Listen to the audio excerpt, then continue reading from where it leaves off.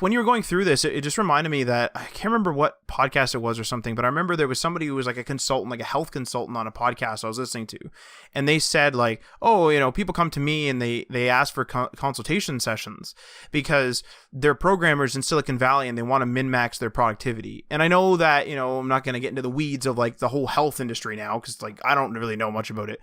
But like, we're not machines. Like, it's not like we're going to be able to be like, yeah, like if I eat these carrots, I'm going to be able to program, another 13 hours a day without even thinking. And then I'm going to go and like run on a treadmill and come back home and like my perfect family will be waiting for me. Like, that's not like a normal, realistic type of view.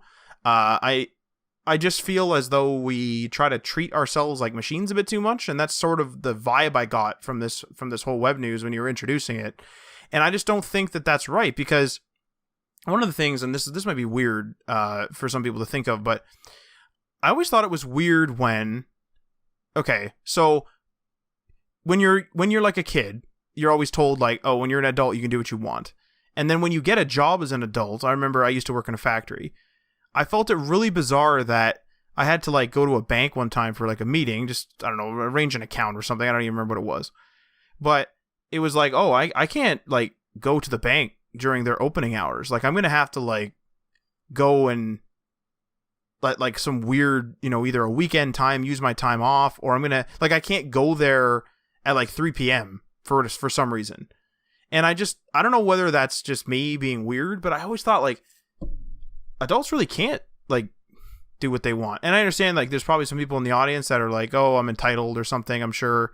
But I'm not going to, not do my work just because I had to go and do a meeting at 3. Like, if I had to go do a meeting at 3, I'm going to go do my meeting, then come back home and continue doing some work and stuff like that. I don't really get like healthy vibes, if you will, from being locked to a desk that long. Like some people, you know what I mean? Like maybe those toxic work environments, like, I don't know. That feels weird to me. Like, I don't know about you, Mike, but like I just get the weirdest feeling when I say that, like, oh, I can't do anything on any weekday. It's like, well, hang on a minute. Like, what's going on here? And I get that people are working and I get that. That's fine. But I just thought it was weird that like some days you're busy. Like some days you're busy working. That's totally fine. Some days you can't do stuff. But like to never like think about it.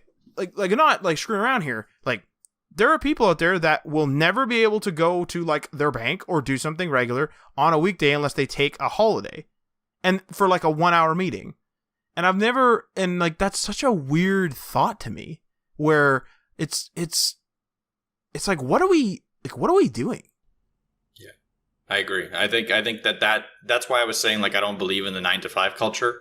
I don't think that should be a thing, but like we are lucky, like you and I, because we do set our own hours and we are able to be very extremely flexible with our hours.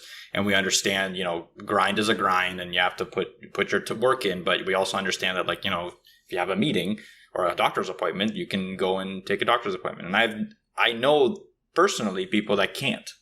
Like, they can't go to a doctor's appointment at 3 p.m. or something like that, or they can't go to a doctor's appointment at 1 p.m. They have to schedule them for after work or weekends or something like that. So, and that also, yeah, that doesn't make sense to me. And the other thing is like that culture of like, you have to be in the office all the time to be able to get your work done. Remember like a few episodes ago or a few weeks ago, I was talking about that one guy in Silicon Valley that had 3 hours commute to work.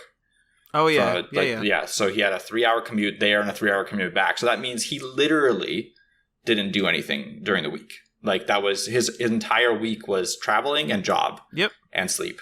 Like, there was nothing else. Like, he could not, there's no way that he can go home and like go out at night or something like that because he's got 6 hours of commuting. So he has to wake up super early to get to work. So it's just, that to me seems like extremely toxic culture for the person. And like, I like what you said about like, we're not machines. We should be like, the work or like the managers should be treating us like assets in terms of, we're human assets, not machine assets. And we do need our maintenance and stuff like that in terms of like, we just need to be ourselves and we need to be able to perform.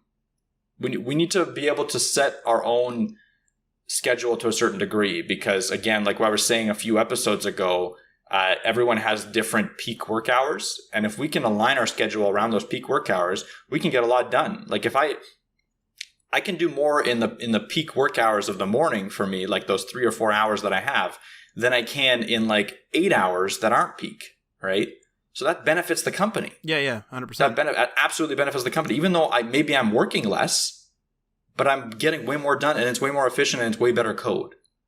So I think that's the kind of culture we need to bring to the workforce, rather than the culture of, this is the set time for everyone and good luck, just get it done.